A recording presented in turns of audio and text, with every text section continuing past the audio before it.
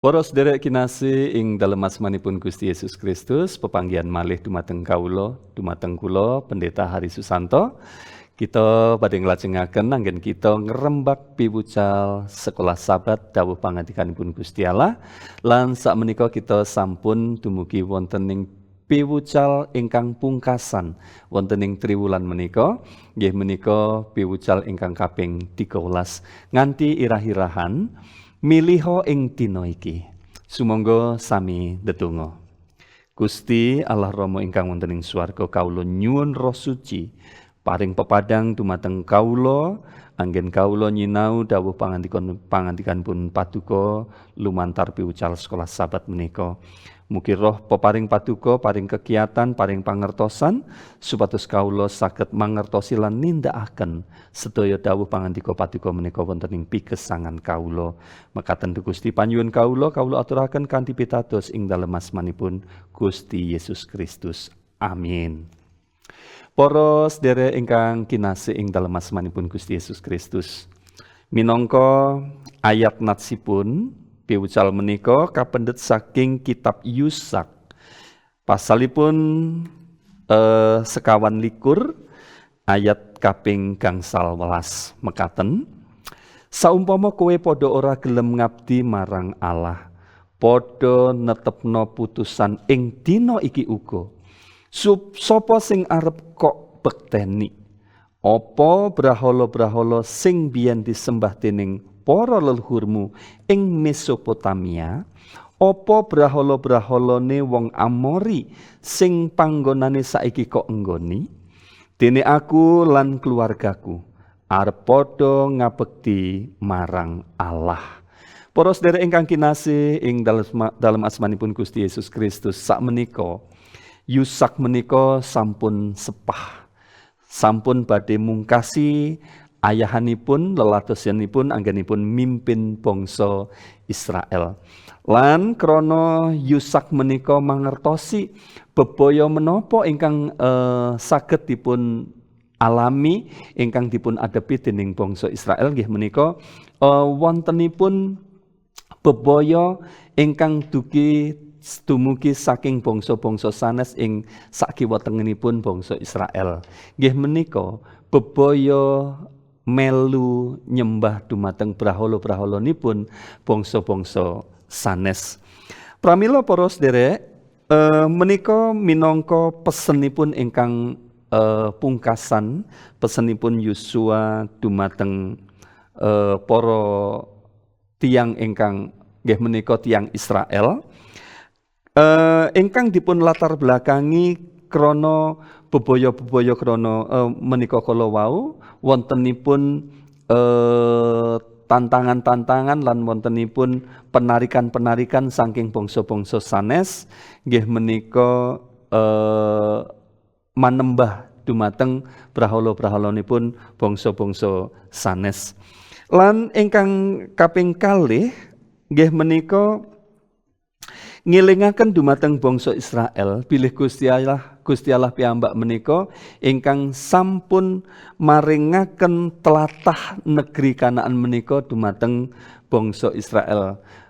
Bangsa Israel menika anggada tanah menika boten krana tumbas lan boten krana piyambakipun ingkang sampun berjuang, nanging semata-mata krana peparingipun Gusti Allah. Pramila Yusak menika paring pepenget, paring ngengetaken dumateng bangsa Israel menika supados mboten nglalekaken dumateng Gusti Allah lan tetep setya tuhu lan manembah dumateng Gusti Allah. Nan para sedherek ingkang kinasih, pesen menika ugi nimbali dumateng bangsa Israel supados ngabekti lan setya tuhu dumateng Gusti Allah Yehuwah, Gusti Allah, Allahipun Abraham, Allahipun Ishak lan Allahipun Yakub. Menawi kita waos wonten ing kitab Yusak sekawan likur ayatipun ingkang kaping sekawan welas. Sabanjure Yusak kandha mangkene, mulane saiki kowe padha ngabektiya marang Allah, padha ngabdiya marang panjenengane kelawan ikhlasing ati lan kasetyan.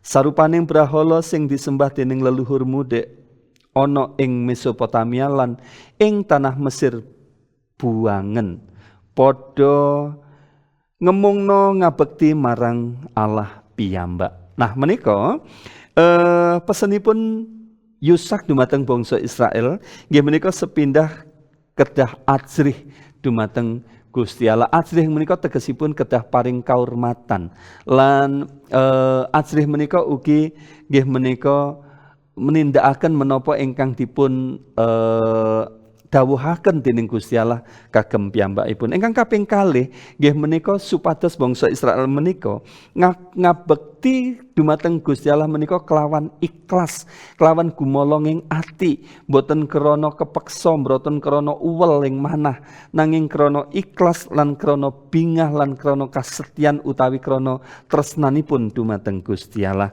Lan ingkang kaping 3 supados manembah lan ngabekti dumateng Gusti Allah kanthi leres. Krana wonten tiyang ingkang manembah kalian dumateng Gusti Allah menika boten kanthi cara ingkang leres. Nggih menika kanthi cara-caranipun piyambak, cara-caranipun menungso, kanthi adat istiadatipun menungso, boten krana dawuh utawi titahipun Gusti Allah. Pramila Yosua menika paring pepenget dumateng bangsa Israel bilih kedah ngabekti dumateng Gusti Allah kanthi leres ing tumindak, leres ing pikiran, leres ing manah lan leres wonten ing sedaya perkawis. Lah menika ugi timbalan dumateng kita anggen kita gesang dados tiyang Kristen. Supados kita menika nggih menika ajrih dumateng Gusti Allah. Manembah dumateng Gusti Allah kanthi ikhlas, paring menapa ingkang kedah dipun paringaken dumateng Gusti Allah kanthi ikhlas, nggih menika kados dene paring pisungsung, paring perpuluhan menika kita wangsulaken dumateng Gusti Allah kanthi ikhlas sing manah, kanthi gumolonging manah, lan kita menembah Gusti Allah menika ugi kanthi cara ingkang leres manembah wonten ing kebenaran lan kita gesang ugi gesang ingkang leres kados dene ingkang sampun dipun kersakaken dening Gusti Allah kagem kita.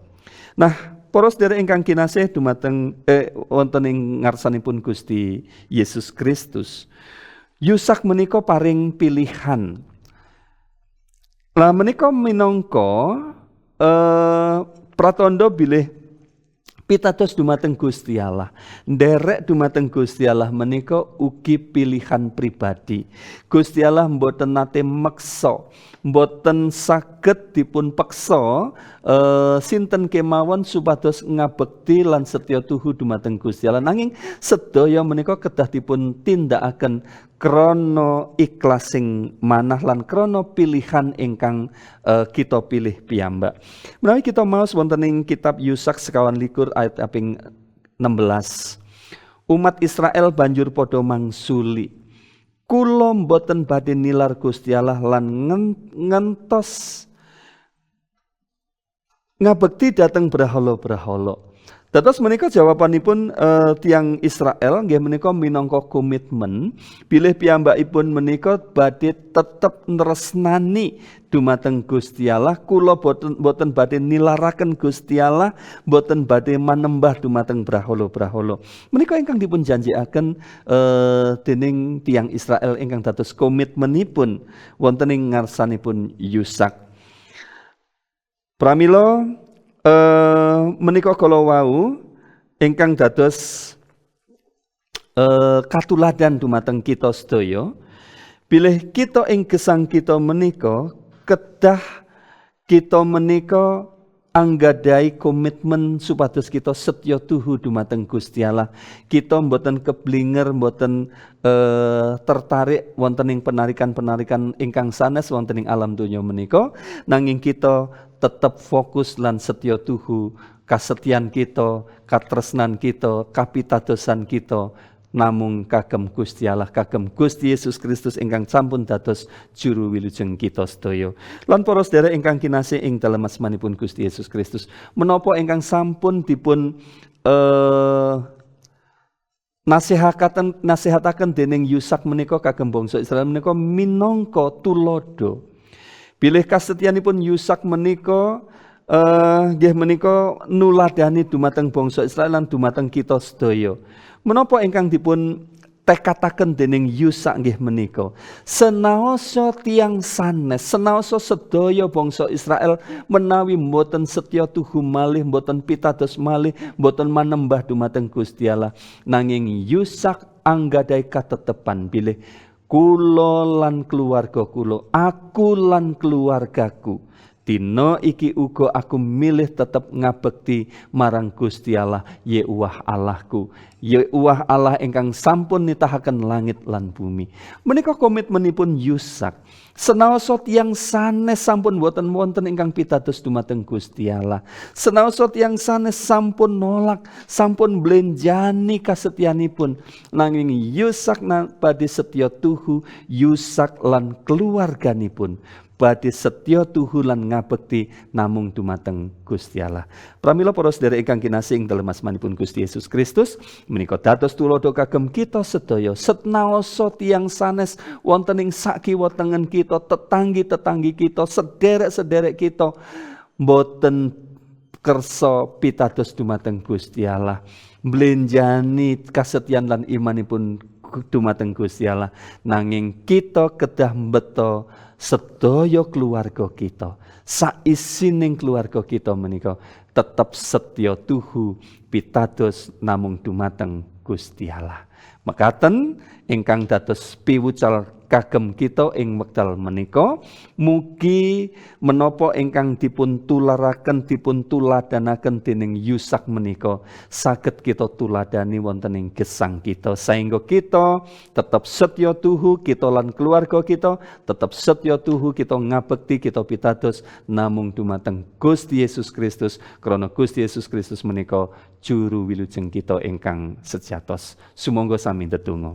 Gusti Allah Rama kawula ngaturaken panuwun krana ing wekdal menika kawula sampun mungkasi piwucal sekolah sabat ing triwulan menika. Kawula sampun midhangetaken sedaya dawuh pangandika Paduka. Mugi dawuh pangandika Paduka menika saged gesang wonten ing pigesangan kawula lan kawula estokaken wonten ing pigesangan kawula. Mekaten Gusti ingkang dados panyuwun kawula, mugi Paduka paring wekdal ingkang sanes ingkang sae kagem kawula sedaya pinanggih malih kagem ngrembak dawuh pangandikanipun Gusti Allah. Mekaten ingkang dados panyuwun kawula ing dalem asmanipun Gusti Yesus Kristus kawula sampun ndedonga. Amin. Mekaten para sedherek ingkang kinasih ing dalem asmanipun Gusti Yesus Kristus, anggen kita ngrembak dawuh pangandikanipun Gusti Yesus Kristus. Sugeng pepanggihan malih wonten ing sanes wekdal, Gusti Yesus berkahi.